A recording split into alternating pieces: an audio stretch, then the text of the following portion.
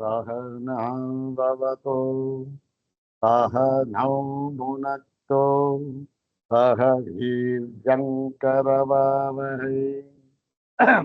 तेजस्विनावधीतमस्तु मा विद्विषावहै। ॐ शान्ति शान्ति शान्तिः।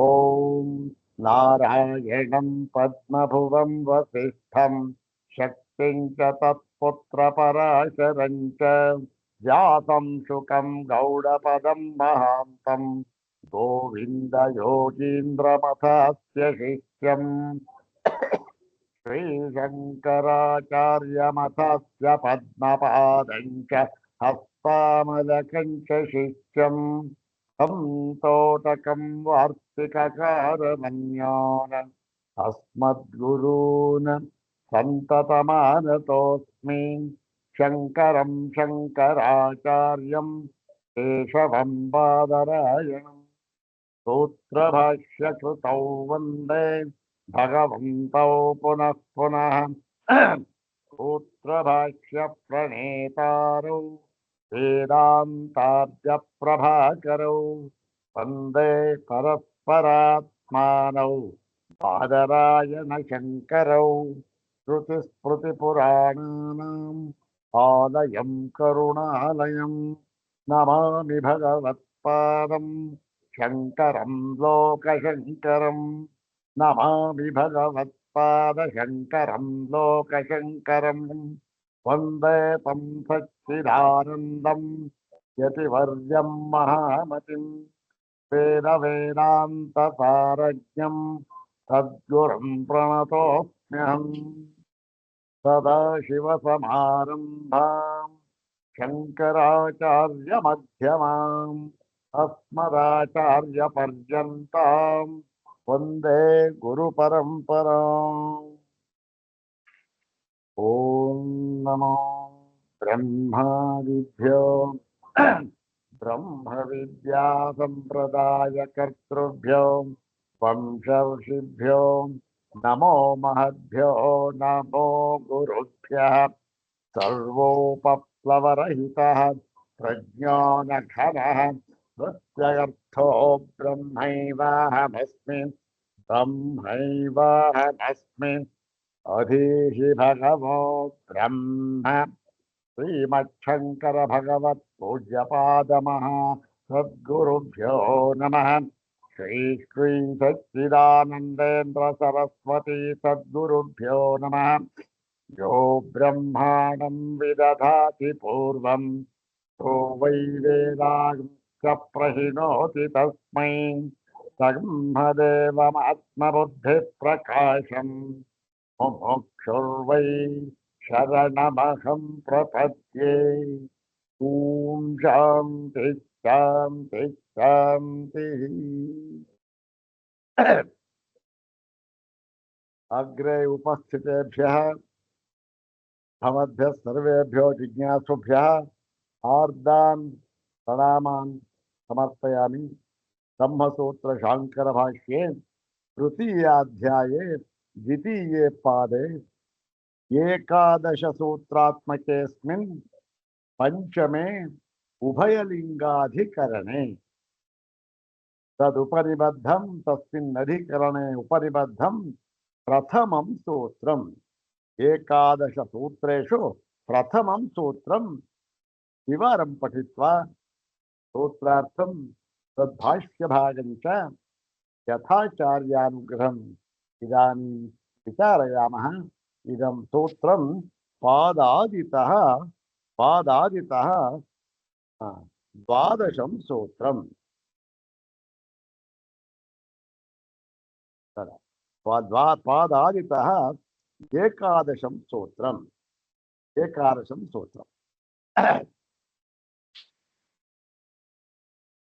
सर्वाग्रे शङ्करभगवत् पूज्यपादानां प्रशस्तिश्लोकमेकं पठित्वा तेषां पादारविन्दयोः शिरसा प्रणिपत्य अनुग्रहं च प्राप्य प्रकृतम् एकादशं सूत्रं तद्भाष्यभागं च यथाचार्यानुग्रहम् इदानीं विचारयामः।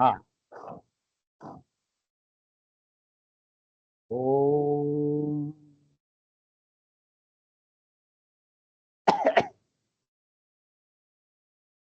ओम वक्तारमासाद्ययमेव नित्या सरस्वती स्वार्थसमन्वितासीत निरस्तदुस्तर्ककलङ्कपङ्का नमामि तं शङ्करमर्चिताङ्घ्रिं नमामि तं शङ्करमर्चिताङ्घ्रिम् यम वक्तारम आसाद्य यमेव वक्तारम आसाद्य वक्तारमास जमेव सरस्वती समन्विता अभूत् स्वार्थ समन्विता अभूत् यार ಒಂದು ಈ ವಾಕ್ಯಗಳನ್ನ ಭಾಷ್ಯಗಳನ್ನ ಆಶ್ರಯಿಸಿ ಯಾವ ಒಂದು ಇಲ್ಲಿ ಭಗವತ್ಪಾದ ಸಮಗ್ರಕ್ಕೆ ಇದು ಭಗವತ್ ಆಶ್ರಯಿಸಿ ಸರಸ್ವತಿಯು ಸ್ವಾರ್ಥ ಸಮನ್ವಿತ ಆಸಿ. ಸ್ವಾರ್ಥ ಅಂದ್ರೇನು? ತಾನು ಏನು ಮುಮುಕ್ಷು ಜನಗಳಿಗೆ, ಜಿಜ್ಞಾಸು ಜನಗಳಿಗೆ, ಪ್ರಪಂಚಕ್ಕೆ ಏನನ್ನ ಹೇಳಬೇಕಾಗಿತ್ತೋ ಅದನ್ನ ಹೇಳಿದಂತೆ ಆಯಿತು. ಯಾರನ್ನ ಆಶ್ರಯಿಸಿ ಅವರ ವಾಕ್ಯಗಳನ್ನ ಲೋಕಕ್ಕೆ ಅನುಗ್ರಹ ಮಾಡುವುದರ ಮೂಲಕ ತನ್ನನ್ನ ತಾನು ಸಮನ್ವಿತಗೊಳಿಸಿಕೊಂಡಂತೆ ಆಯಿತು. ಮತ್ತೆ ನಿರಸ್ತ ದುಸ್ತರ್ಕ ಕಲಂಕ. ಯಾರ ಮಹಾತ್ಮ ಅಂದ್ರೆ ನಿರಸ್ತ ದುಸ್ತರ್ಕ ಕಲಂಕ ಪಂಕ ಅಂತಂದ್ರೆ ಯಾವ ಒಂದು ನಿರಸ್ತ ದುಸ್ತರ್ಕ ಎಲ್ಲ ಈ ಒಂದು ವೇದ ಭಾಷ್ಯವಾದ ವಾದಗಳನ್ನ ಯಾರ್ಯಾರು ಹೇಳ್ತಾ ಇದ್ರೋ ಅವನ್ನೆಲ್ಲವನ್ನೂ ಕೂಡ ಅವು ಯಾವುದದು? ಅವು ಈ ವೇದಾಂತ ಕ್ಷೇತ್ರಕ್ಕೆ ಈ ಕೆಸರಿದ್ದ ಹಾಗೆ ಅವುಗಳನ್ನ ನಿರಸ್ತ ಪೂರ್ಣವಾಗಿ ನಿವಾರಿಸಿದಂತಹ ಈ ಸರಸ್ವತಿ ಸರಸ್ವತಿ ಯಾರನ್ನ ಆಶ್ರಯಿಸಿದಳೋ ಆ ಶಂಕರ ಭಗವತ್ಪಾದರನ್ನ ನಾನು ನಮಸ್ಕರಿಸುತ್ತೇನೆ ಎಂಬುದಾಗಿ ಇದರ ಒಂದು ಭಾವಾರ್ಥ. ಇದನ್ನು ಹಿಂದೆ ಹೇಳಿತ್ತು ಬೇಕಾದಷ್ಟು ನಮ್ಮ ಪರಮ ಪೂಜ್ಯ ಶೃಂಗೇರಿ ಮಹಾಸನ್ನಿಧಾನಗಳವರು ತಾವು ಎಲ್ಲಿ ಹೋದ್ರು ಇದನ್ನು ಹೇಳ್ತಾ ಇರ್ತಾರೆ. ಇನ್ನೊಂದು ಸಾರಿ ಹೇಳಿ ಈ ಪಾಠವನ್ನು ಪ್ರಾರಂಭ ಮಾಡೋಣ. ಓಂ ವಕ್ತಾರಮಾಸಾದ್ಯಯಮೇವ ನಿತ್ಯ सरस्वती स्वार्थ समन्वितासीत निरस्तदुस्तर्क कलंक पंका नमामि तं शंकरमर्चितांघ्रिम्। अथ श्रीमच्छंकर भगवतः कृतौ शारीरकमीमांसा भाष्ये तृतीये साधनाध्याये द्वितीये पादे पंचमम् उभयलिंगाधिकरणम्। इदानीं तत्र तस्मिन् उभयलिंगाधिकरणे उपनिबद्धानि सर्वाणि 11 सूत्राणि एकवारं पठामः, पूर्णतया पठामः। ओम न स्थानतोऽपि परस्योभयलिंगं सर्वत्र हि ओम न भेदादिति चेन्न प्रत्येकमतद्वचनात् ओम अपि चैव मेके ओम अरूपवदेव हि तत्प्रधानत्वात् ओम प्रकाशवच्चा वैयर्थ्यात् ओम आह च तन्मात्रम् ओम दर्शयति चाथो अपि स्मर्यते ओम अत एव चोपमा सूर्यकादिवत् ओम अम्बुवदग्रहणात् न तथा त्वम् ओम वृद्धिक्रात भागत्वमन्तर्भावादुभयसामञ्जस्यादेवम् ओम दर्शनाच्च। इमानि ಏಕಾದಶ ಸೂತ್ರಾಣಿ ತಸ್ಮಿನ್ ಅಧಿಕರಣೆ ಉಪನಿಬದ್ಧಾನಿ. ತತ್ರ ತಾವತ್ ಪ್ರಥಮಂ ಸೂತ್ರಂ ತದವಶಿಷ್ಟ ಭಾಷ್ಯ ಭಾಗಂಚ ಇದಾನೀಂ ವಿಚಾರಯಾಮಃ. ಪ್ರಥಮಂ ಸೂತ್ರಂ द्विवारं पठामः. ಓಂ ನ ಸ್ಥಾನತೋಪಿ ಪರಸ್ಯೋಭಯಲಿಂಗಂ ಸರ್ವತ್ರ ಹಿ. ಓಂ ನ ಸ್ಥಾನತೋಪಿ ಪರಸ್ಯೋಭಯಲಿಂಗಂ ಸರ್ವತ್ರ ಹಿ. ಸ್ಥಾನತಃ ಅಪಿ. ಸ್ಥಾನತಃ ಅಪಿ ಇತ್ಯುಕ್ತೆ ಉಪಾಧಿವಶಾದಪಿ. ಉಪಾಧಿವಶಾದಪಿ ಪರಸ್ಯ ಬ್ರಹ್ಮಣಃ ನ ಉಭಯಲಿಂಗಂ. ನ ಸ್ಥಾನತೋಪಿ ಪರಸ್ಯ ಉಭಯಲಿಂಗಂ. ಉಭಯಲಿಂಗಂ ಇತಿ ಸವಿಶೇಷಲಿಂಗಂ ನಿರ್ವಿಶೇಷಲಿಂಗಂ ಇತಿ ಉಭಯಲಿಂಗಂ. ಸ್ಥಾನತಃ ಅಪಿ ಉಪಾಧಿತಃ ಅಪಿ ಉಪಾಧಿವಶಾದಪಿ ಪರಸ್ಯ ಬ್ರಹ್ಮಣಃ ನ ಉಭಯಲಿಂಗಂ ಉಪಪದ್ಯತೆ. ಸವಿಶೇಷಲಿಂಗಂ ನಿರ್ವಿಶೇಷಲಿಂಗಂ ಇತಿ ಉಭಯಲಿಂಗಂ ಉಪಪದ್ಯತೆ. ಕುತಃ ಕಸ್ಮಾತ್ ಕಾರಣಾದಿತ್ಯುಕ್ತೆ ಸರ್ವತ್ರ. ಸರ್ವತ್ರ ಇತ್ಯುಕ್ತೆ ಸರ್ವೇಷು ವೇದಾಂತೇಷು ಸರ್ವಾಸು ಉಪನಿಷತ್ಸು ನಿರ್ವಿಶೇಷತ್ವಸ್ಯ ದರ್ಶನಾತ್. ಏನು ಉಪಾಧಿಯ ಸಂಬಂಧದಿಂದಲೂ ಕೂಡ ಪರಮಾತ್ಮನಿಗೆ ಈ ಸವಿಶೇಷ ನಿರ್ವಿಶೇಷನಾಗಿದ್ದಾನೆ ಎಂಬತಕ್ಕಂತಹ ಉಭಯಲಿಂಗವಿರುವುದಿಲ್ಲ. ಉಪಾಧಿಯ ಸಂಬಂಧದಿಂದಲೂ ಕೂಡ ಅಂದ್ರೇನು? ಈ ಜೀವ ಈ ಎಂಬ ಉಪಾಧಿ ಜೀವನೆಂಬ ಉಪಾಧಿ ಇದ್ದರೂ ಕೂಡ ಪರಮಾತ್ಮನಿಗೆ ಜೀವನ ಯಾವ ಧರ್ಮದ ಸೋಂಕು ಇಲ್ಲ. ಉಪಾಧಿ ಸಂಬಂಧಿನ ಕೂಡಿದ್ದಾನೆ, ಆದರೂ ಕೂಡ ಯಾವ ಸೋಂಕು ಇಲ್ಲ. ಯಾಕೆ ಅಂತಂದ್ರೆ ಇಲ್ಲಿ ಶ್ರುತಿಯಲ್ಲಿ ಉಪನಿಷತ್ತುಗಳಲ್ಲಿ ವೇದಾಂತಗಳಲ್ಲಿ ಎಲ್ಲ ಕಡೆಯಲ್ಲಿಯೂ ಕೂಡ ಸರ್ವತ್ರಾಪಿ ನಿರ್ವಿಶೇಷತ್ವವನ್ನೇ ಹೇಳಿರುವುದರಿಂದ ಅಂತ ಹೇಳಿ ಇಲ್ಲಿ ಏನ್ ಹೇಳಿದ್ದಾರೆ? ಶ್ರುತಿವಾಕ್ಯಗಳ ಆಧಾರದ ಮೇಲೆ ಈ ಪರಬ್ರಹ್ಮಕ್ಕೆ ಉಭಯಲಿಂಗತ್ವವಿಲ್ಲ ಅಂತ ತೋರಿಸ್ತಾ ಇದ್ದಾರೆ. ಯಾವ ಕಾರಣ? ಕೇವಲ ಶ್ರುತಿವಾಕ್ಯಗಳ ಆಧಾರದ ಮೇಲೆ ನಿರ್ಣಯ ಮಾಡತಕ್ಕಂಥದ್ದಿದು. ಏನಲ್ಲ, ತರ್ಕದಿಂದಲೂ ಅಲ್ಲ, ಬೇರೆಯವರ ಸಿದ್ಧಾಂತವನ್ನ ಹೋಲಿಸುವುದರಿಂದಲೂ ಅಲ್ಲ, ಯಾವುದರಿಂದಲೂ ಅಲ್ಲ, ಕೇವಲ ಶ್ರುತಿವಾಕ್ಯಗಳಿಂದ. ನೋಡಿ, ಶ್ರುತಿವಾಕ್ಯ ಹೀಗೆ ಹೇಳ್ತಾ ಇದೆ ಅಷ್ಟೆ. ಉಭಯಲಿಂಗತ್ವ ಅಂತಕ್ಕಂಥದ್ದು ಇಲ್ಲ. ಅದಕ್ಕೆ ಈ ಒಂದು ಶ್ರುತಿವಾಕ್ಯವನ್ನ ಹೇಳಿದ್ರು.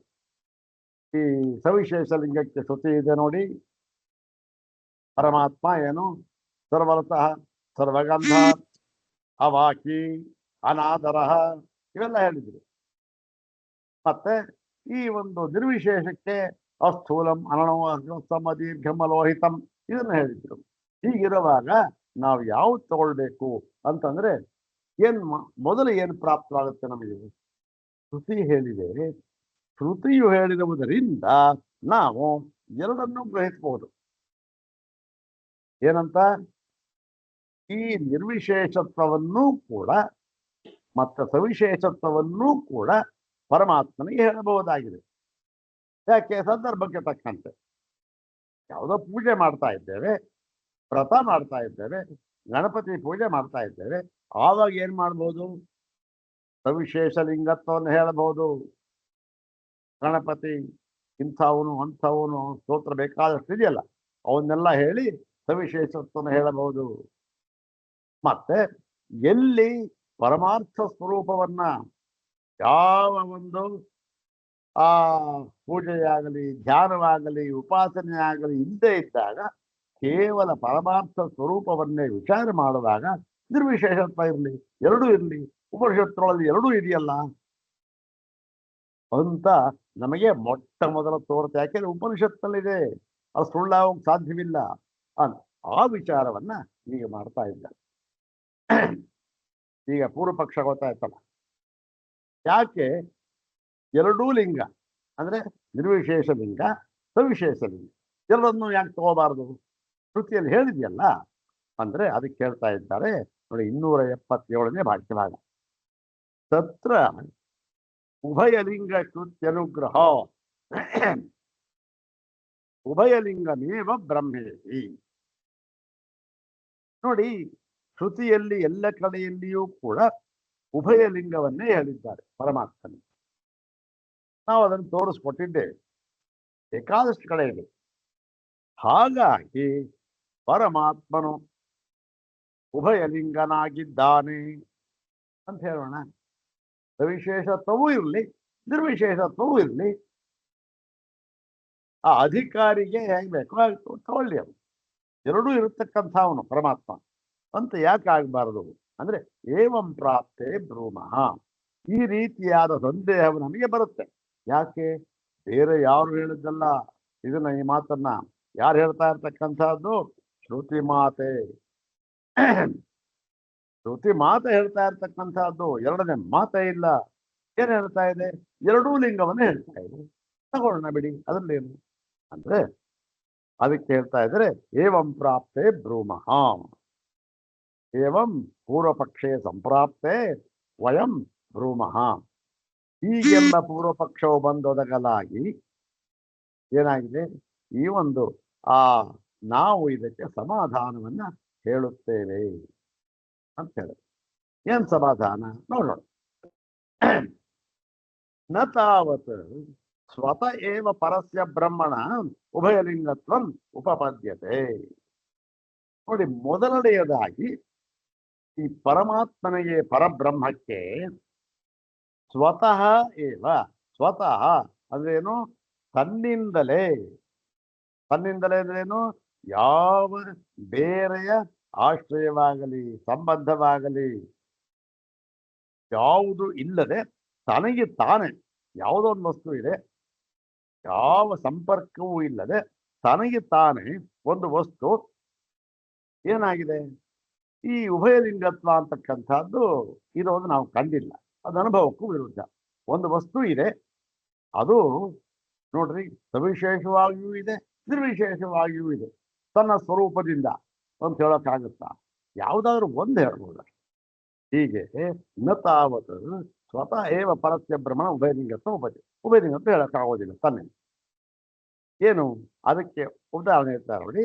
ನಹಿ ಏಕಂ ವಸ್ತು ಸ್ವತಃ ಏವ ರೂಪಾದಿ ವಿಶೇಷೋಪೇತಂ ತದ್ವಿಪರೀತಂಚ ಇತಿ ಅವಧಾರಯಿತು ಶಕ್ಯಂ. ಒಂದು ವಸ್ತು ಇದೆ,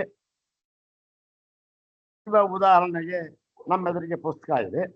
ಆ ಪುಸ್ತಕವನ್ನ ನೋಡಿ, ಈ ಪುಸ್ತಕಕ್ಕೆ ಯಾವ ರೂಪವಾಗಲಿ ಗುಣವಾಗಲಿ ಇಲ್ಲ ಅಂತ ಹೇಳುವುದು, ಮತ್ತೆ ಅದೇ ಪುಸ್ತಕಕ್ಕೆ ಬೇರೆ ಯಾವ ಸಂಬಂಧವೂ ಇಲ್ಲದೆ ಅದೇ ಪುಸ್ತಕಕ್ಕೆ ಏನಂತ ಹೇಳೋದು? ನೋಡಿ, ಈ ಪುಸ್ತಕ 700 ಪುಟ ಇದೆ, ಇದು ಇಷ್ಟು ದಪ್ಪನಾಗಿದೆ, ಇದು ಯಾವುದಿದು? ಬ್ರಹ್ಮಸೂತ್ರ ಶಾಂಕರ ಭಾಷ್ಯ ಅಂತ ಹೇಳಿ ಅದಕ್ಕೆ ಸವಿಶೇಷತ್ವವನ್ನು ಹೇಳಬಹುದು.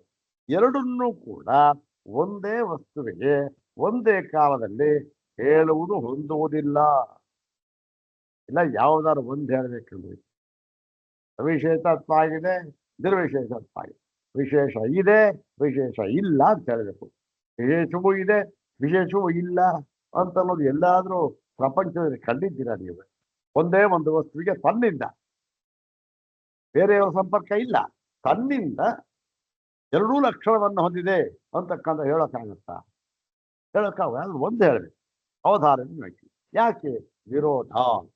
ಒಂದಕ್ಕೊಂದಕ್ಕೆ ವಿರೋಧವಿರುವುದರಿಂದ, ಒಂದಕ್ಕೊಂದಕ್ಕೆ ಅಂದ್ರೆ ಯಾವುದಕ್ಕೆ? ಸವಿಶೇಷತ್ವಕ್ಕೂ ನಿರ್ವಿಶೇಷತ್ವಕ್ಕೂ. ಹೇಗಿದೆ ವಿರೋಧ? ಅಯ್ಯೋ, ತಮಃ ಪ್ರಕಾಶ ಮತ್ತು ಕತ್ತಲೆ ಬೆಳಕಿನಂತೆ ವಿರೋಧ ಇದೆ. ಸವಿಶೇಷತ್ವ ಅಂತ ಹೇಳೋದಕ್ಕೂ ನಿರ್ವಿಶೇಷತ್ವ ಅಂತ ಹೇಳೋದಕ್ಕೂ ಪರಸ್ಪರ ಎಷ್ಟು ಮಟ್ಟಿಗೆ ವಿರೋಧ? ಕತ್ತಲೆ ಬೆಳಕಿನಷ್ಟು ವಿರೋಧ. ಊರೈತಲ್ಲ, ಕತ್ತಲೆ ಬೆಳಕು ಎಲ್ಲಾದ್ರೂ ಒಂದು ಕಡೆ ಸೇರೋದು ಸಾಧ್ಯನಾ? ನೋಡ್ರಿ, ಇಲ್ಲಿ ಕತ್ತಲೆಯೂ ಇದೆ, ಬೆಳಕು ಇದೆ ಅಂತ ಹೇಳೋಕ್ಕಾಗುತ್ತಾ? ಹೇಳೋಕ್ಕಾಗೋದಿಲ್ಲ. ಇಲ್ಲ ಕತ್ಲ ಇದೆ ಅಂತ ಹೇಳಬೇಕು, ಇಲ್ಲ ಬೆಳಕಿದೆ ಅಂತ ಹೇಳಬೇಕು, ಅಷ್ಟಾನೆ. ಹಾಗಾಗಿ ವಿರೋಧವಿರುವುದರಿಂದ ಇದಾಗೋದಿಲ್ಲ. ಸರಿ, ಇನ್ನೊಂದು ಅಸ್ತು ತರ್ಹಿ, ಇದು ಪೂರ್ವ ಪಕ್ಷ ಹೇಳ್ತಾ ಇದ್ದಾರೆ. ಸ್ಥಾನತಃ ಪೃಥಿವ್ಯಾದ್ಯುಪಾಧಿಯೋಗಾತು ಇತಿ. ಸರಿ, ಸ್ವತಃ ಆಯಿತು. ಏನು, ಯಾವ ಸಂಪರ್ಕವೂ ಇಲ್ಲದೆ, ಬೇರೆಯ ವಸ್ತುವ ಸಂಪರ್ಕವೇ ಇಲ್ಲದೆ ಒಂದು ವಸ್ತುವಿಗೆ ಎರಡು ಲಿಂಗ, ಎರಡು ಗುರುತು, ಇದು ವಿಶೇಷವಾಗಿಯೂ ಇದೆ, ಇಂಥ ಗುಣ ಇದೆ, ಇಂಥ ರೂಪ ಇದೆ ಅಂತಲಾಗಲಿ, ಅಥವಾ ಇದು ಏನೂ ಇಲ್ಲ, ಇದಕ್ಕೆ ರೂಪ, ಒಂದೇ ವಸ್ತುವಿಗೆ ಒಂದೇ ಕಾಲದಲ್ಲಿ ಯಾವ ಸಂಪರ್ಕವೂ ಇಲ್ಲದೆ ಇರುವಾಗ ಹೇಳೋದಕ್ಕೆ ಸಾಧ್ಯನ ಇಲ್ಲ ಅಂತ. ಸ್ವಾಮಿ, ಹಾಗಾದ್ರೆ ಒಂದು ಕೆಲಸ ಮಾಡಿ, ಅಸ್ತು ತರಹಿ ಸ್ಥಾನತಃ ಯಾವುದಾದ್ರೂ ಒಂದು ಉಪಾಧಿಯ ಸಂಬಂಧದಿಂದ ಸವಿಶೇಷತ್ವ ಆಗ್ಬೋದಲ್ಲ. ಅಂದ್ರೆ ನಾವು ಕಂಡಿದ್ದೇವೆ, ಈಗ ಒಂದು ಸ್ಫಟಿಕದ ಕೆಳಗಡೆ ದಾಸವಾಳ, ಕೆಂಪು ದಾಸವಾಳದ ದಳ ಇಟ್ಟು ಬಿಟ್ರೆ ಸ್ಫಟಿಕ ಏನಾಗುತ್ತೆ, ಕೆಂಪಿಗಿರುವ ಕಾಣುತ್ತೆ ಅಂತ. ಉಪಾಧಿ ಬೈತಲ್ಲ, ಸವಿಶೇಷತ್ವ ಬಂತಲ್ಲ, ಆಗ್ಬೋದಲ್ಲ ಅಂತ ಅದನ್ನ ಹೇಳ್ತಾ ಇದ್ದಾರೆ. ಅಸ್ತು ತರಿ ನ ಸ್ಥಾನತಃ, ಸ್ಥಾನ ಅಂದ್ರೆ ಉಪಾಧಿತಃ ಅಂತ, ಉಪಾಧಿ ವಶಾತ್ ಅಂತ. ಉಪಾಧಿ ವಶದಿಂದ ಏನು ಉಪಾಧಿಯಪ್ಪ, ಪೃಥಿವ್ಯಾದ್ಯುಪಾಧಿ ಯೋಗ.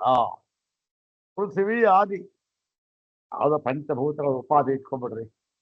ಆಕಾಶ ಉಪಾಧಿ ಇಟ್ಕೊಂಡಾಗೇನು, ಆಕಾಶಕ್ಕೆ ಏನು ಗುಣ ಇದೆ ಅದನ್ನ ಇದಕ್ಕೂ ಬರುತ್ತೆ. ಈಗ ದಾಸವಾಳದ ಎಲೆ ಇಟ್ಕೊಂಡಾಗ, ದಾಸವಾಳದ ಹೂವು ಇಟ್ಕೊಂಡಾಗ, ದಾಸವಾಳದ ದಳ, ಕೆಂಪು ದಳ ಇಟ್ಕೊಂಡಾಗ ಹಸಿರಾಗಿ ಕಾಣುತ್ತೆ.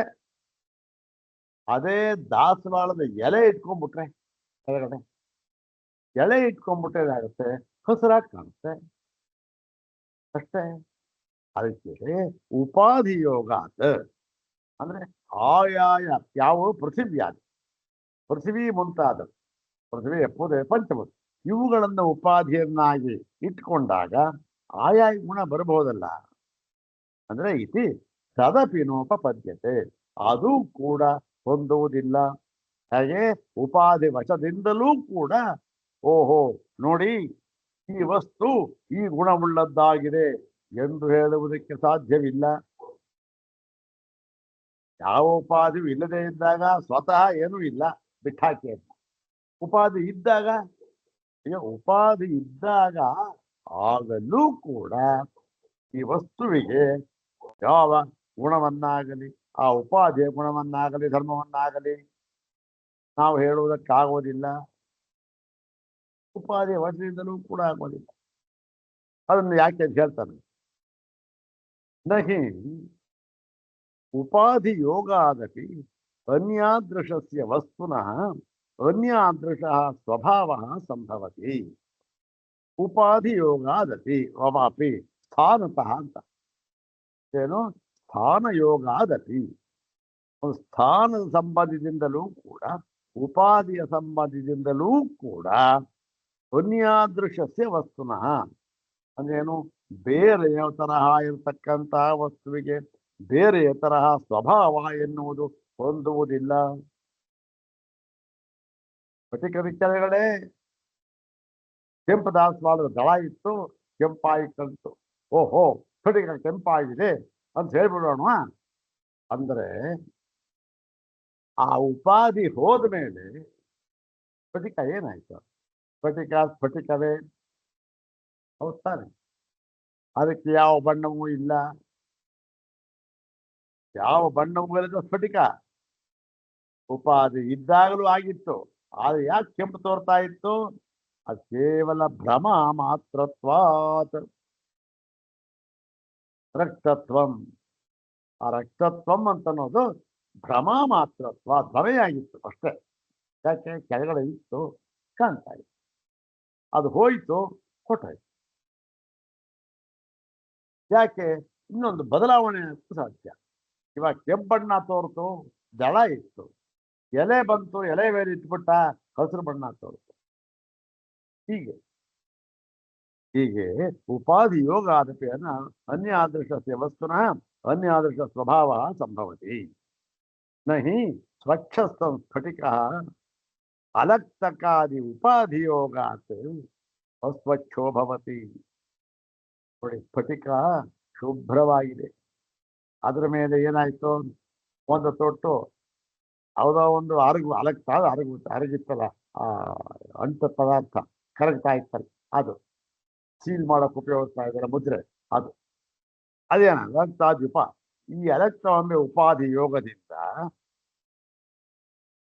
ಏನಾಯ್ತದು ಸಾಮಾನ್ಯವಾಗಿ ಏನಾಗಿರುತ್ತೆ ಆ ಅರಗು ಅಂತಕ್ಕಂಥದ್ದು ಕೆಂಪು ಬಣ್ಣ ಇರುತ್ತೆ ಕದ್ದು ಬಣ್ಣ ಇರುತ್ತೆ ಕದ್ದು ಬಣ್ಣ ಇದ್ದ ಮಾತ್ರಕ್ಕೆ ಅದು ಆ ಯಾವ ಬಣ್ಣವೂ ಇಲ್ಲದೆ ಸ್ವಚ್ಛವಾಗಿರ್ತಕ್ಕಂತಹ ಸ್ಫಟಿಕ ಅಸ್ವಚ್ಛವಾಗತ್ತ ಆಗೋದಿಲ್ಲ ಯಾಕೆ ಅದು ತೆಗೆದ್ರು ಇದು ಬಂದು ಹೋಗಿಲ್ಲ ಅಷ್ಟು ನೋಡಿ ಇಲ್ಲಿ ಹೇಳ್ತೊಳಗೆ ಭ್ರಮ ಮಾತ್ರತ್ವ ಅಸ್ವಚ್ಛತಾಭಿನಿವೇಶಸ್ಯ ಈ ಅಸ್ವಚ್ಛತೆ ತೋರ್ತಾ ಇತ್ತು ಏನು ಅಸ್ವಚ್ಛತೆ ಕೆಂಪು ಬಣ್ಣ ಅಂತ ತೋರ್ತು ಹಸಿರು ಬಣ್ಣ ಅಂತ ತೋರ್ತು ಇನ್ನೇನೋ ತೋರ್ತು ಅವೆಲ್ಲ ಏನು ಭ್ರಮ ಮಾತ್ರತ್ವ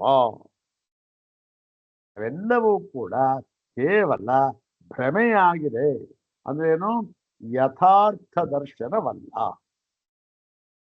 ವಸ್ತು ಹೇಗಿದೆಯೋ ಹಾಗೆ ನಮಗೆ ಕಾಣಿಸಿಲ್ಲ ಅದು ಉಪಾಧಿ ವಶದಿಂದ ಉಪಾಧಿ ಯೋಗದಿಂದ ಅದು ಉಪಾಧಿಯ ಒಂದು ಬಣ್ಣ ಗುಣ ಅದನ್ನು ಕಂಡಾಗಿ ಕಾಣುತ್ತೆ ಆದರೆ ನಿಜವಾಗಲೂ ಕೂಡ ವಸ್ತುವಿಗೆ ಆ ಉಪಾಧಿಯ ಗುಣವಾಗಲಿ ಧರ್ಮವಾಗಲಿ ಎಳ್ಳಷ್ಟೂ ಕೂಡ ಹೊಂದಿರುವುದಕ್ಕೆ ಸಾಧ್ಯವಿಲ್ಲ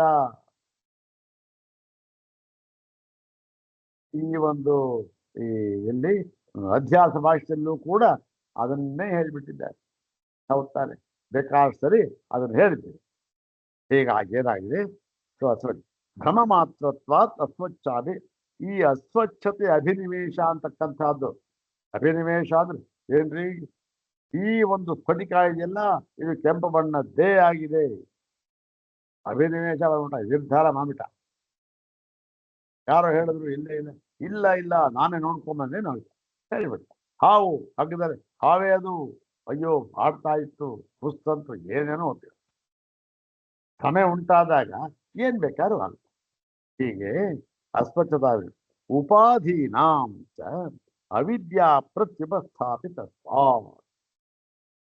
ಮತ್ತೆ ಈ ಭ್ರಮೆ ಅಂತಕ್ಕಂಥದ್ದು ಏನದು ಯಾವುದು ಕಾರಣ ಭ್ರಮೆ ಅಂತಕ್ಕ ಅನ್ನೋದಕ್ಕೆ ಅಂದ್ರೆ ಭ್ರಮೆ ಎನ್ನುವುದಕ್ಕೆ ಕಾರಣ ಆ ವಸ್ತುವಿನ ಒಂದು ಸ್ವಭಾವ ರೂಪ ಗುಣ ಎಲ್ಲ ಇದೆಯಲ್ಲ ಅದನ್ನ ಯಥಾರ್ಥವಾಗಿ ತಿಳಿದುಕೊಳ್ಳದಿರುವುದು ಎಂಬುದು ಕಾರಣ ಆ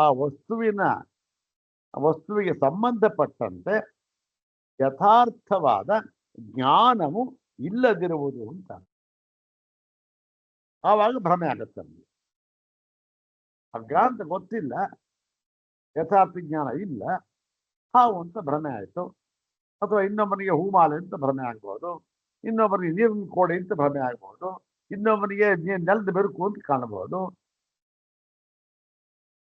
ಹೀಗೆ ಏನೇನೋ ಭ್ರಮೆ ಹೀಗೆ ಭ್ರಮೆ ಆಗ್ಬೇಕು ಅಂತ ನಿಯಮ ಇಲ್ಲ ಇದಕ್ಕೆಲ್ಲ ಕಾರಣ ಯಾವುದು ವಸ್ತುವಿನ ಸ್ವರೂಪವನ್ನು ತಿಳಿಯದೇ ಇರುವುದು ಎಂಬ ಅಜ್ಞಾನ ಅಥವಾ ಅವಿದ್ಯೆ ಅದನ್ನೇ ಹೇಳಿದೆ ಅವಿದ್ಯಾ ಪ್ರತಿಪ್ರಸ್ಥಾಪಿತ ಉಪಾಧೀನ ಎಲ್ಲ ಉಪಾಧಿಗಳು ಕೂಡ ಅವಿದ್ಯೆಯಿಂದ ಎತ್ತಿ ಹಾಕಲ್ಪಟ್ಟಿವೆ ಅವಿದ್ಯಾ ಮೂಲವಾಗಿವೆ ಅತಶ್ಚ ಅನ್ಯತರಲಿಂಗ ಪರಿಗ್ರಹೇಪಿ ಸಮಸ್ತ ವಿಶೇಷರಹಿತಂ ನಿರ್ವಿಕಲ್ಪಕಮೇವ ಬ್ರಹ್ಮ ಪ್ರತಿಪತ್ತವ್ಯಂ ನ ತದ್ವಿಪರೀತಂ ಇದು ಸಿದ್ಧಾಂತವನ್ನು ಮಾಡು ಈಗ ಏನ್ ಹೇಳಿದ್ದು ಮೂರು ಆ ಒಂದು ಸಂಶಯವನ್ನು ಹೇಳಿದ್ದ ಏನು ಒಂದು ಶ್ರುತಿಗಳಲ್ಲಿ ಎರಡನ್ನೂ ಹೇಳಿದೆ ನಿರ್ವಿಶೇಷತ್ವವನ್ನು ಹೇಳಿದೆ ಸವಿಶೇಷತ್ವವನ್ನು ಹೇಳಿದೆ ಹಾಗಾಗಿ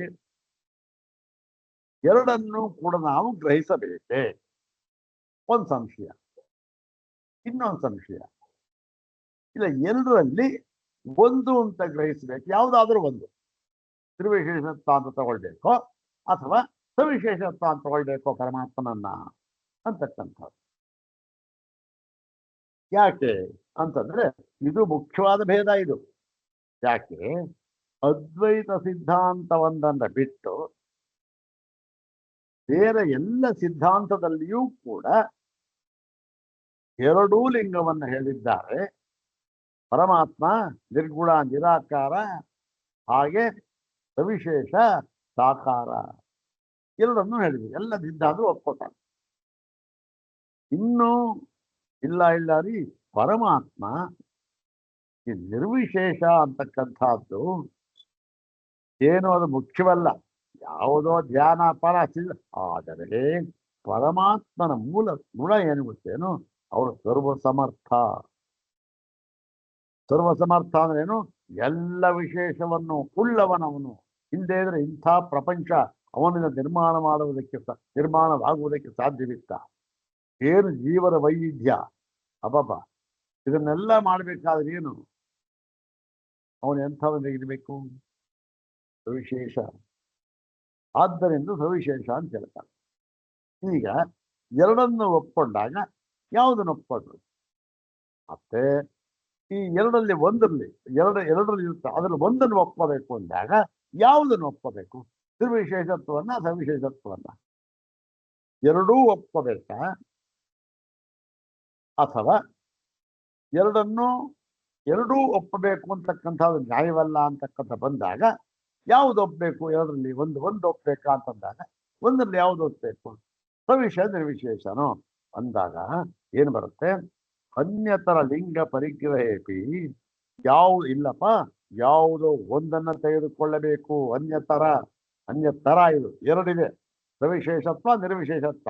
ಅದರಲ್ಲಿ ಅನ್ಯತರ ಅದರಲ್ಲಿ ಒಂದನ್ನ ತೆಗೆದುಕೊಳ್ಳಬೇಕು ಎಂದಾದಾಗ ಯಾವುದು? ಸಮಸ್ತ ವಿಶೇಷರಹಿತಂ, ಯಾವ ವಿಶೇಷವೂ ಇಲ್ಲದ, ಎಲ್ಲ ವಿಶೇಷಗಳಿಂದಲೂ ದೂರವಾಗಿರತಕ್ಕಂಥ ನಿರ್ವಿಕಲ್ಪಮೇವ ಬ್ರಹ್ಮ ಪ್ರತಿಪತ್ತವ್ಯಂ. ಯಾವ ವಿಕಲ್ಪಕ್ಕೂ ಒಳಗಾಗದ ನಿರ್ವಿಶೇಷವಾದ ಬ್ರಹ್ಮವನ್ನ ನಾವು ತೆಗೆದುಕೊಳ್ಳಬೇಕು ಅಷ್ಟೇ ಹೊರತು ಸವಿಶೇಷವನ್ನ ಅಲ್ಲ. ಸವಿಶೇಷ ತೆಗೆದುಕೊಳ್ಳಲು ಸಾಧ್ಯವೇ ಇಲ್ಲ. ಒಂದನ್ನು ತೆಗೆದುಕೋಬೇಕು, ಯಾವ್ದನ್ನು ತಗೊಳ್ಬೇಕು? ಒಂದರಲ್ಲಿ ಒಂದು ತಗೊಳ್ಬೇಕು ಅಂದಾಗ ಯಾವ್ದನ್ನು ತಗೊಳ್ಬೇಕು ಅಂದ್ರೆ ಇದನ್ನೇ ತಗೊಳ್ಬೇಕು ಅಂತ ಹೇಳಿ ನಿರ್ವಿಶೇಷತ್ವ ಅದನ್ನೇ ಹೇಳ್ತಾ ಇದ್ದಾರೆ. ನ ತದ್ ವಿಪರೀತಂ, ಇದಕ್ಕೆ ವಿರುದ್ಧವಾಗಿ ಎರಡನ್ನೂ ತಗೋಬೇಕು ಅಂತಾಗಲಿ, ಅಥವಾ ನಿರ್ವಿಶೇಷತ್ವ ಇಲ್ಲ ಕಡ್ರಿ ಸವಿಶೇಷತ್ವ ತಗೊಳ್ಬೇಕು ಅಂತಾಗಲಿ ಹೊಂದೋದಿಲ್ಲ. ಅದರ ಮುಂದೆ ಅದನ್ನೆಲ್ಲ ಸಂಶಯ ನಿವಾರಣೆ ಮಾಡ್ತಾರೆ. ಯಾಕೆ ಸಾಧ್ಯವಿಲ್ಲ ಅಂತಂದ ಅದಕ್ಕೆ ಈ ಅಧಿಕರಣ ಬಂದಿರ್ಬೋದು. ಸರ್ವತ್ರ ಇಲ್ಲಿ ಪ್ರಕೃತ ಏನಿದೆ, ಈ ಒಂದನ್ನು ತಗೊಳ್ಬೇಕು, ನಿರ್ವಿಶೇಷತ್ವವನ್ನು ತಗೊಳ್ಬೇಕು ಅನ್ನೋದಕ್ಕೆ ಇಲ್ಲಿ ಪ್ರಮಾಣವನ್ನ, ಯಾವುದನ್ನು ಪ್ರಮಾಣವನ್ನು ಇಟ್ಕೊಂಡು ಹೇಳ್ತಾ ಇದ್ದಾರೆ ಅಂದ್ರೆ ಕೇವಲ ಶ್ರುತಿ ಪ್ರಮಾಣವನ್ನು ಮಾತ್ರ. ಇನ್ನೂ ತರ್ಕ ಯಾವುದಕ್ಕೂ ಬಂದೇ ಇಲ್ಲ ಇವರು. ಈ ಸೂತ್ರದಲ್ಲಿ ಮೊಟ್ಟ ಮೊದಲನೇ ಸೂತ್ರ, ಇದರಲ್ಲಿ ಕೇವಲ ಶ್ರುತಿಯ ಆಧಾರದ ಮೇಲೆ ನಿರ್ಣಯ ಮಾಡ್ತಾ ಇದ್ದಾರೆ. ಹಾಗಾಗಿ ಶ್ರುತಿ ಏನ್ ಹೇಳ್ತಾ ಇದೆ ಅಂದ್ರೆ ಸರ್ವತ್ರ, ಎಲ್ಲ ಕಡೆಯಲ್ಲಿಯೂ ಕೂಡ ಸರ್ವಾಸು ಶ್ರುತಿಷು, ಸರ್ವಾಸು ಉಪನಿಷತ್ತು, ಸರ್ವೇಷು ವೇದಾಂತೇಶು ಏನಾಗಿದೆ? ಬ್ರಹ್ಮ ಸ್ವರೂಪ ಪ್ರತಿಪಾದನ ಪರೇಶು ವಾಕ್ಯೇಶು. ಎಲ್ಲ ಕಡೆ ಏನಿದೆ? ಬ್ರಹ್ಮ ಸ್ವರೂಪ ಪ್ರತಿಪಾದನೆ ಮಾಡತಕ್ಕಂಥ ವಾಕ್ಯ ಇದೆ. ಉಪನಿಷತ್ತು ಅಂತಂದ ಮೇಲೆ ಏನದು? ಆ ಹೊರಟಿರೋದೇ ಅದು ಬ್ರಹ್ಮ ಸ್ವರೂಪ ಪ್ರತಿಪಾದನೆ ಮಾಡುವುದಕ್ಕೆ. ಎಲ್ಲ ಕಡೆಯಲ್ಲಿಯೂ ಕೂಡ ಆ ಬ್ರಹ್ಮ ಸ್ವರೂಪ ಪ್ರತಿಪಾದನ ಪರವಾಗಿರ್ತಕ್ಕಂಥ ವಾಕ್ಯಗಳು ಇವೆ. ಆದರೆ ಅವೆಲ್ಲವೂ ಕೂಡ ಏನ್ ಹೇಳ್ತಾ ಇದೆ ಅಂದ್ರೆ, ನೋಡಿ, ಒಂದು ಉದಾಹರಣೆ ಕೊಡ್ತಾ ಇರ್ತದೆ, ಬೇಕಾದಷ್ಟು ಉದಾಹರಣೆ ಇದೆ. ಒಂದು ಉದಾಹರಣೆ ಕೊಡ್ತಾ ಇದೆ. ಅಶಬ್ದಮ ಸ್ಪರ್ಶಮ ರೂಪಂ ಅವ್ಯಯಂ ಕಠೋಪನಿಷತ್ ತಥಾರಸಂ ನಿತ್ಯ ಭಗಂಧ ವಕ್ಷಯತಂ ಅನಾದ್ಯನಂತಂ ಮಹತಃ ಪರಂ ಧ್ರುವಂ ನಿಚಾಯ ತನ್ ನೃತ್ಯ ಮುಖಾತ್ ಪ್ರಮುಚ್ಯತೆ. ನಿಚಾಯ ತತ್ ತತು ತಮ್ ಅನ್ನೋದು ಬೇಡ. ನಿಚಾಯ ತನ್ ನೃತ್ಯ, ನಿಚಾಯ ತನ್ ನೃತ್ಯ ತತ್ ತತ್ ಅಂತಂದ್ರೆ ಏನು?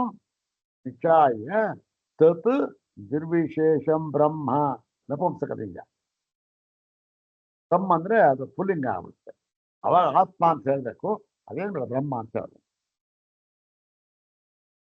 ಹೀಗೆ ಅಶಬ್ದ ಮತ್ಪತ್ಯ ರೂಪಮೇ ಈ ಕಠೋಪನಿಷತ್ತಿನಲ್ಲಿಯೂ ಕೂಡ ನಿರ್ವಿಶೇಷ ಪರವಾದ ಶ್ರುತಿ ಇದೆ, ನಿರ್ವಿಶೇಷ ಪ್ರತಿಪಾದನ ಪರವಾದ ಶ್ರುತಿ ಇದು. ಇತ್ಯೇವ ಮಾದಿಷು ಇದೇ ಮುಂತಾದ ವಾಕ್ಯಗಳಲ್ಲಿ, ಅಂದ್ರೆ ಮುಂತಾದ ಅಂದ್ರೇನು, ಸಹಸ್ರ ವಾಕ್ಯಗಳು, ಸಹಸ್ರ ವಾಕ್ಯಗಳು.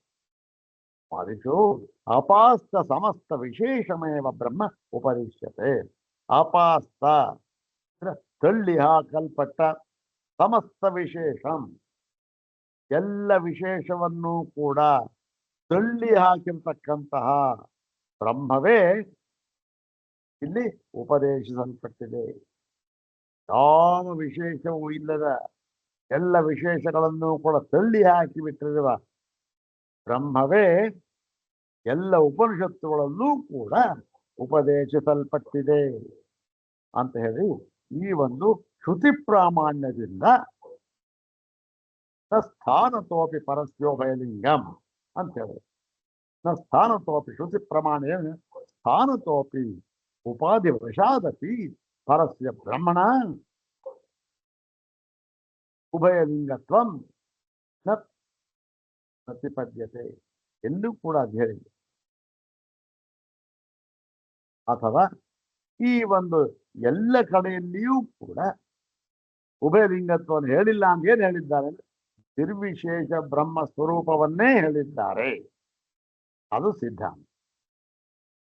ಯಾವ ಲಿಂಗ ಸಾಧ್ಯ ಇಲ್ಲ, ಉಭಯಲಿಂಗ ಇಲ್ಲ. ಯಾವುದು ನಿರ್ವಿಶೇಷ, ಅದಕ್ಕೆ ಉದಾಹರಣೆಯನ್ನು ಕೊಟ್ಟು ಶ್ರುತಿ ವಾಕ್ಯಗಳ ಆಧಾರದಿಂದ ಮಾತ್ರ ಎಲ್ಲಿ ಕೊಟ್ಟಿರ್ತಕ್ಕಂಥದ್ದು. ಮುಂದಿನ ಸೂತ್ರದಲ್ಲಿ ಈ ಯಥಾ ಪ್ರಕಾರ ಇಷ್ಟೆಲ್ಲ ಹೇಳಿತ್ತಲ್ಲ, ಯಾಕೋ ಸ್ವಾಮಿ ಇದು ಸರಿ ಕಾಣ್ತಾ ಇಲ್ವಲ್ಲ ನೀವು ಹೇಳಿದ್ದು, ಏನಪ್ಪ ಯಾತಕ್ಕೆ ಅಂದ್ರೆ ನೋಡಿ ಈ ಕಾರಣಕ್ಕೆ ಅಂತ ಹೇಳಿ ಈ ಒಂದು ಸೂತ್ರವನ್ನ ಹೇಳ್ತಾ ಇದ್ದಾರೆ. ಇಲ್ಲಿ ಏನಿದೆ ಈ ಸೂತ್ರದಲ್ಲಿ ನೋಡಿ, ಸೂತ್ರವನ್ನು ಹೇಳೋಣ, ನೋಡೋಣ, ಎರಡು ಸಾರಿ ಪಾರಾಯಣ ಮಾಡೋಣ. ಓಂ ನ ಭೇದಾದಿತಿ ಚೇನ್, ನ ಭೇದಾದಿತಿ ಚೇತ್, ಇದು ಪೂರ್ವ ಪಕ್ಷ. ನ ಪ್ರತ್ಯೇಕಮ ತದ್ವಚನಾತ್, ಇದು ಸಿದ್ಧಾಂತ. ಎರಡೂ ಇರತಕ್ಕಂಥ ಸೂತ್ರ ಇದೆ. ಏನದು, ನ ಭೇದಾದಿತಿ ಚೇತ್ ಪ್ರತ್ಯೇಕಮ ತದ್ವಚನಾತ್, ನ ಭೇದಾದಿತಿ ಚೇತ್ ನ ಪ್ರತ್ಯೇಕಮ ತದ್ವಚನಾತ್. ಇದರ ಒಂದು ಪದ ವಿಭಾಗ ಕ್ರಮ ಏನಾಗುತ್ತೆ, ನ ಭೇದಾತ್ ಇತಿ ಚೇತ್, ಇಷ್ಟು ಪೂರ್ವಪಕ್ಷ.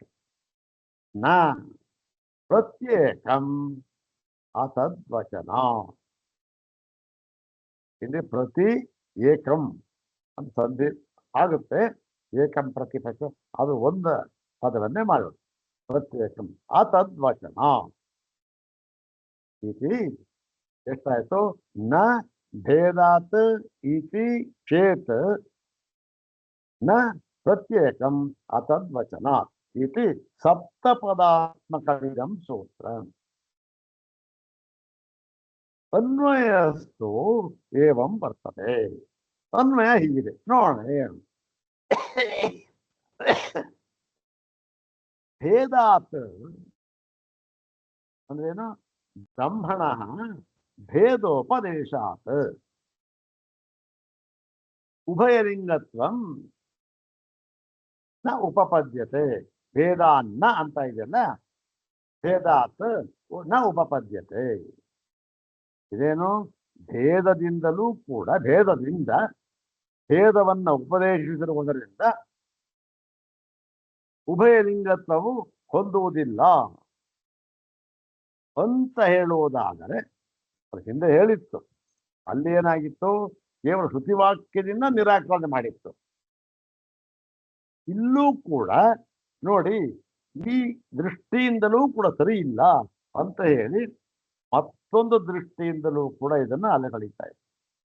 ನೋಡಿ ಏನಾಗ್ತದೆ, ಬ್ರಹ್ಮದ ವಿಷಯದಲ್ಲಿ ಭೇದವನ್ನ ಉಪದೇಶಿಸಿರೋದ್ರಿಂದ ನೀವು ಹೇಳಿದ್ರಲ್ಲ, ಏನ್ರಿ ಉಭಯ ಲಿಂಗತ್ವ ಹೊಂದೋದಿಲ್ಲಪ್ಪ, ಒಂದೇ ಒಂದು ನಿರ್ವಿಶೇಷ ಲಿಂಗ ಅಂತ, ಅದು ಸರಿ ಹೊಂದುವುದಿಲ್ಲ. ಭೇದಾತ್ ನ ಅಂದ್ರೆ ಭೇದೋಪದೇಶಾತ್ ನ, ನೀವು ಹೇಳಿದ್ ಸರಿ ಇಲ್ಲ ಅಂದ್ರೆ ನೋಡಿ ಇತಿಚೆ ನ ಭೇದಾದಿರ್ಚೆ, ಹೊಂದೋದಿಲ್ಲ ಅಂತ ಅನ್ನೋದಾದ್ರೆ ಹಾ ಆಗಲ್ಲಪ್ಪ. ಯಾಕೆ? ಪ್ರತ್ಯೇಕ ಮತದ್ವಚನ. ಅದೇನು ಪ್ರತ್ಯೇಕಂ ಅಂದ್ರೆ ಪ್ರತಿಯೊಂದಕ್ಕೂ ಕೂಡ ಏನು, ಪ್ರತಿಯೊಂದು ಸಂದರ್ಭದಲ್ಲಿಯೂ ಕೂಡ ಪ್ರತಿಯೊಂದಕ್ಕೂ ಕೂಡ ಅತದ್ವಚನ ಅಂದ್ರೆ ಏನು, ಅದಲ್ಲ ಅದಲ್ಲ ಅದಲ್ಲ ಎಂಬುದಾಗಿಯೇ ಹೇಳಿದೆ. ಅದಲ್ಲ ಅಂದ್ರೆ ಏನು, ನಿರ್ವಿಶೇಷತ್ವ ಅಂತಕ್ಕಂಥದ್ದು ಇಲ್ಲ. ಪರಮಾತ್ಮ ಸವಿಶೇಷತ್ವ ಅಂತಕ್ಕಂಥದ್ದು ಇಲ್ಲ. ಪರಮಾತ್ಮ ಸವಿಶೇಷನಲ್ಲ. ಅಲ್ಲ ಸ್ವಾಮಿ ಹೇಳಿದ್ವಲ್ಲ, ಪರಮಾತ್ಮ ಸವಿಶೇಷ. ಧ್ಯಾನ ಮಾಡುವಾಗ ಅವನ ಆಕಾರ ಬೇಕು, ಉಪಾಸನೆ ಮಾಡುವಾಗ ಆಕಾರ ಬೇಕು, ಇಂತಹ ಆಕಾರದವನು. ಮತ್ತೆ ಏನೋ ಒಂದು ಪೂಜೆ ಮಾಡ್ತಾ ಇದೆ, ಆವಾಗ ಆಕಾರ ಬೇಕು ಹೇಳಿದ್ದಲ್ಲ ಸ್ವಾಮಿ, ಆವಾಗ ಬೇಕು.